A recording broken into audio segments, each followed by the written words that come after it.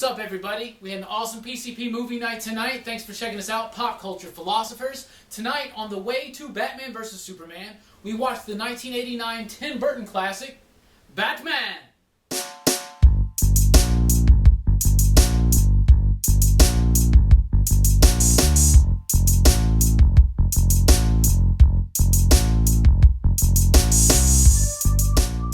Alright, Batman, 1989. I think the movie held up pretty well. You know, it's not the absolute most perfect, superhero movie or Batman movie, but it was one of the first giant Batman movies. It was a huge event when it first came out.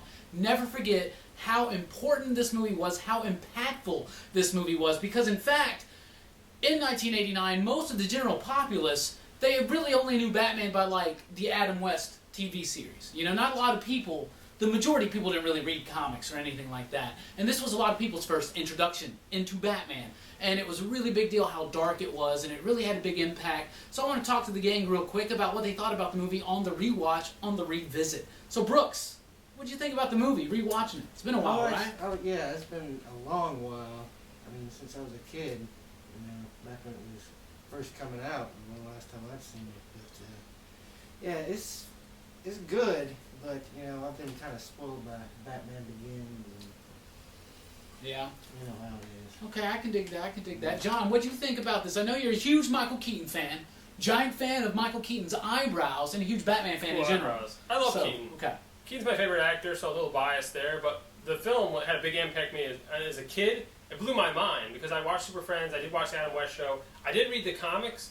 And now, especially going back and watching the Batman films, the new films and the older films, I'm like, man, I wish they get still closer to the comic. Okay. But I do love the film. I think it holds up pretty well. Visually, it's still a beautiful film. I mean, the first time you see that black costume, holy shit! And that car. People thought Michael Keaton was a very unconventional choice to play Batman at the time. I think he did fine. Yeah, but everybody's like, he's just that comedic actor. Yeah. He's Beetlejuice. He's Mr. Mom. Had Beetlejuice been out yet? Yeah. No? Yes? Who knows? Someone check us out. Let us know in the comments below. Jelaine, speaking of comments below, I don't know. What do you think about the movie? This is my childhood in a nutshell. I went to go see this film in 1989 at Madison Square 12. I remember where I was. I remember where I was when I saw this film. I remember what I did when I saw this film. I loved the Batmobile and Batman standing beside it. Oh yeah, like the standee? Yeah, the standee of that just changed me. I was like, I don't know who this guy is. He seems awesome. And you watch this movie, it builds up to the hype so well. Like, the hype that you have for this film, you're like, yeah, and it delivers.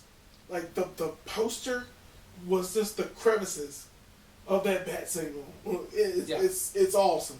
And that movie just changes you. It's good. And I feel that Keaton was awesome. It was the story of the Joker. Yeah, Joker's kind of like the main character. Jack Nicholson is the main... He steals the show. Yeah, really it's it. And he's probably the highest paid actor, no doubt. So, that makes a lot of sense. His credits came before Keaton's. Yeah. So it makes sense. Well, Brando and Hackman, their credits came before Reed. That's right. So, the movie kind of holds up. It's good parallels. Yeah. But between Superman and Batman. Okay, speaking of parallels... Let's get into a little bit of the themes in the movie. To me, this movie speaks a little bit about the isolation that comes as in the after effect of obsession. Batman has had this tragedy that has happened to him, right? Mm-hmm. And he is obsessed now with making sure that never happens to anybody else, with eradicating crime. He has his own personal war on crime in Gotham City. Okay, and then you have Joker's this chaotic force that just is competing against that throughout the whole movie. And what is the Joker story except for he's the... Well, before I get to that, Batman has isolated himself his entire life. Vicky Vale starts breaking through that a little bit, and Alfred helps nurture that. And it's about coming out of that isolation. It does. And becoming a more balanced Batman because of it. Joker is the misunderstood and chaotic artist. And the misunderstood or outcast artist is a big theme in a lot of Tim Burton's films. Think about Edward Scissorhands. John, what do you think about some of the themes of Batman? I think it's more... This one is definitely more vengeance or trying to right the wrongs. And there's definitely... It differs from the comics a little bit. Especially the fact that he's out to stop the bad. I think eventually, too, he crosses the line, too. I think he's trying to be the good guy. Mm-hmm. And because then eventually he just starts killing everybody. Right. Yeah. You don't realize how many people He does kill a lot of people. The power plant or the access chemical That's a plant. lot of people. The all the people at the But he's With Batman. the bat, with so the he Batman. does. He does. Yeah.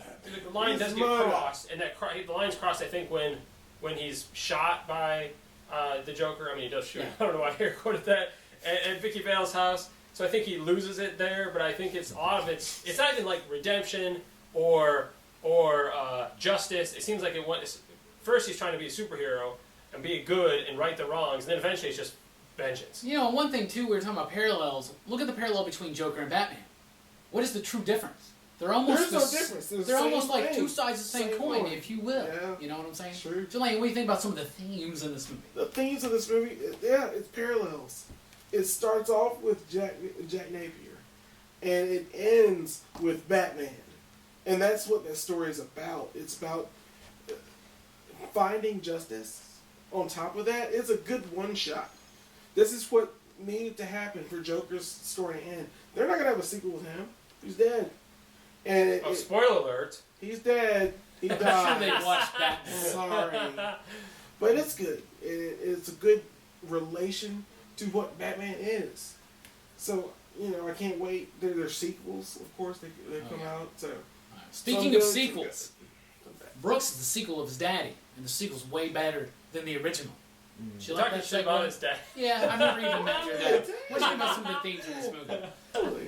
I think the themes of like how Batman is kind of the darker hero.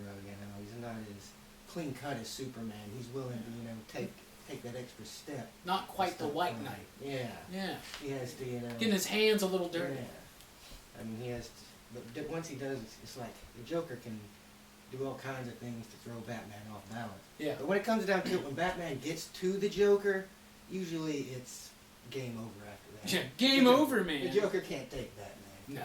No, never could. Sometimes he can outsmart him. Yeah. Sometimes he can outclass him. But he can't actually beat him when it comes one-on-one, right? No, not hand to hand, no. All right. Well, we had a lot of fun revisiting Batman. Hope you had a lot of fun recollecting with us. Listening to our thoughts and views. Please like, comment, and subscribe if you like the video for more. We do a lot more of these PCP movie nights. In fact, right now we're about to watch Batman Returns, the sequel to Batman. Batman, great film. Watch it for yourself. See how it holds up. What does it mean to you? What does it speak? And if you really want to know what it does speak to you, you got to do one thing: dig. I don't understand why we still do the dig. I don't get it. I'm confused.